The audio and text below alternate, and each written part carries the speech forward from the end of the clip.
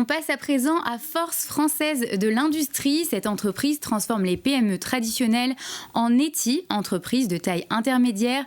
Comment affronte-t-elle cette crise? On reçoit maintenant Laurent Moisson, son cofondateur. Laurent Moisson, bonjour. Bonjour. Vous dirigez un animal dans le monde des affaires un peu particulier. Finalement, vous êtes à un think tank, un bureau de conseil, un trainer, vous faites de l'entraînement pour essayer de donner le moral aux entreprises, c'est ça?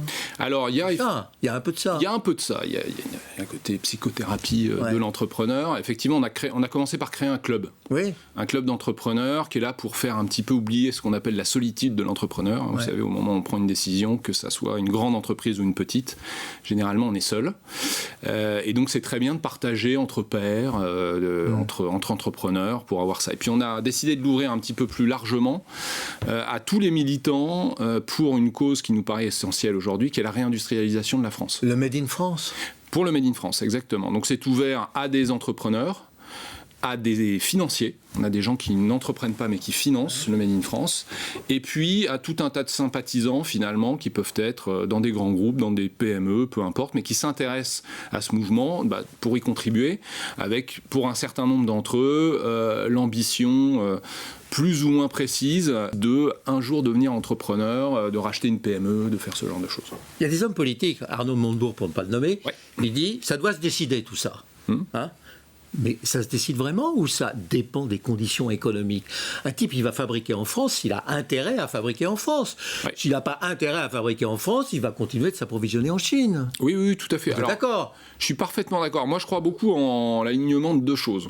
Vous avez les valeurs, l'éthique, tout ce en quoi vous croyez. D'accord, ça, c'est formidable. Voilà. Et après, vous avez l'intérêt. L'intérêt, en France, on n'aime pas ça. Mais pourtant, c'est un mot qui est profondément ancré dans l'espèce humaine, on va dire. Et on va faire quelque chose parce qu'on y a intérêt. Donc, vous suscitez les valeurs ou vous essayez de travailler à créer un réseau, un écosystème qui soit intéressant? Oui, exactement. Moi, j'aligne les deux. C'est-à-dire que vous avez aujourd'hui un mouvement de consommation éthique qui fait qu'un certain nombre de consommateurs veulent acheter en France. Donc il faut une offre. Cette offre, elle a été laminée depuis une quarantaine d'années. Donc il faut la recréer. Alors d'abord, recréer, ça veut dire essayer de lutter pour que celles qui existent aujourd'hui ne partent pas, parce qu'il y en a un certain nombre qui sont fragilisées par des années et des années de gestion un peu approximative et de règlements assez parfois punitifs. Aujourd'hui, il y a quand même un certain nombre de conditions qui s'améliorent. Alors il y a la crise du Covid qui n'aide pas, mais il y a en tout cas un environnement qui est plus propice à entreprendre, à investir dans le Made in France. Est-ce que, de ce que vous savez, est-ce que les consommateurs sont prêts à considérer que ces produits-là, Made in France, de proximité, ont plus de valeur que les autres? Alors, vous avez plusieurs types de consommateurs. Pourquoi, Oui, bien sûr. D'abord, vous avez des consommateurs qui sont engagés. Donc, ces gens-là consomment français. Moi, c'était mon cas. C'est comme ça que je suis rentré dedans. Petit à petit, j'ai rencontré physiquement Gilles, et puis on s'est associé avec Emmanuel Delot pour créer ce mouvement. Et là, on s'est rendu compte que, oui, on pouvait vendre parce que c'est éthiquement quelque chose de plus, mais ça n'est pas suffisant pour justifier un écart de prix qui est parfois beaucoup plus important. Faut accélérer, faut accompagner.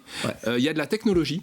Donc, il y a un moment, il faut aussi que ça soit compétitif d'un point de vue prix. Donc, ça veut dire que derrière, il y a un certain nombre de méthodes, de techniques, d'innovation qui vont faire que vous allez payer à peine plus cher ou le même prix. Eh bien, écoutez, je peux vous dire, pour faire cette émission depuis déjà un bon moment, qu'il y a pas mal de chefs d'entreprise aussi qui réfléchissent, qui commencent à réfléchir comme vous selon cette méthode-là, qui est très pragmatique et très, très pratique. Les forces françaises de l'industrie, où est-ce qu'on peut les trouver et rentrer en contact avec eux? Alors, vous avez un site internet, vous tapez Force Française de l'Industrie sur n'importe quel navigateur qui fonctionne et vous allez le trouver.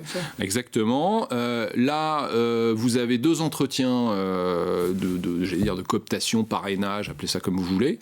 Et après, si vous êtes en ligne avec nos valeurs et que vous souhaitez le faire, vous adhérez. On fait des réunions, alors quand on peut se voir plusieurs par mois. Maintenant, on paye une cotisation. On paye une cotisation, exactement. Parce qu'il faut bien que vous viviez. Alors on n'en vit pas vraiment, mais c'est-à-dire qu'on veut aussi éviter... Enfin, quand vous engagez, vous engagez. Oui. Voilà.